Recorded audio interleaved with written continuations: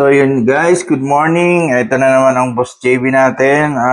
So magkakape muna ako habang kumakain. So yun, lunch time na dito. Kain muna bago pumasok sa trabaho, no? So ngayon may mainit na balita sa Pilipinas, no? Kasi tayo mga Pilipino, hindi tayo pwedeng walang pakialam sa bansa natin kasi Pilipino tayo kahit nasa ibang bansa tayo, mayroon tayong concern sa ating bansa. So, Pilipino kasi tayo, ganyan ang mga Pilipino, di ba?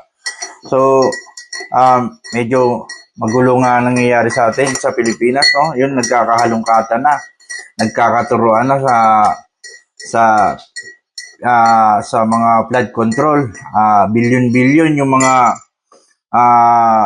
nananakaw o mga corruption, walang pakundangan ang pagnanakaw sa flood control. So, yun, halungkat na, no?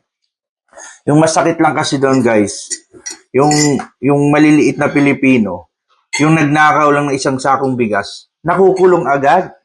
Samantalang ang mga buaya na yan, na flood control na yan, ng malalaking tao na yan, billion-billion ang nanakaw, hanggang ngayon hindi pa nakukulong. So, meron ng ebidensya, meron ng nandyan na. Bakit hindi ka agad makulong, hindi ka agad mapatawan ng kaso? So guys, yun lang masakit, no? Ang ang batas ng Pilipinas para lang sa mahihirap. Kung ikaw may pera, ligtas ka. Ganun yung nakikita ko, kawawa ang mga maliliit na Pilipino, na kapwa Pilipino natin mahihirap. Yun yung napapatawan ng kaso, yun yung nabibigyan ng kaso. Nagnakaw ka lang ng mangga sa kapitbahay mo. Yung naalala ko yung matanda. Nagkumuha lang ng bunga ng mangga sa kabilang bakod. Dinimanda, nakulong agad. So, parang hindi fair, hindi patas yung batas natin sa Pilipinas, guys, no?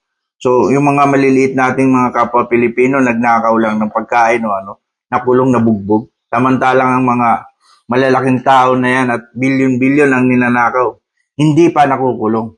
So, yun ang katanungan, malaking katanungan sa Pilipinas. No? Anong nangyayari dyan sa Pilipinas? Anong nangyayari sa batas natin dyan? So, yun guys, yun lang muna ang sasabihin ni Boss JB ngayon. So, medyo masama lang ang loob natin kasi hindi tayo Pilipino na parang baliwala lang yung nangyayari sa Pilipinas. Kahit wala tayo dyan. So guys, thank you for watching. Pa-subscribe, pa-follow ng page ko. Thank you so much. God bless. What's up mga boss, mga madam? Sasabihin ako baka di mo pa alam. Gusto mo ba makakita ng video na kakaiba? Kay Boss JV, manood ka na.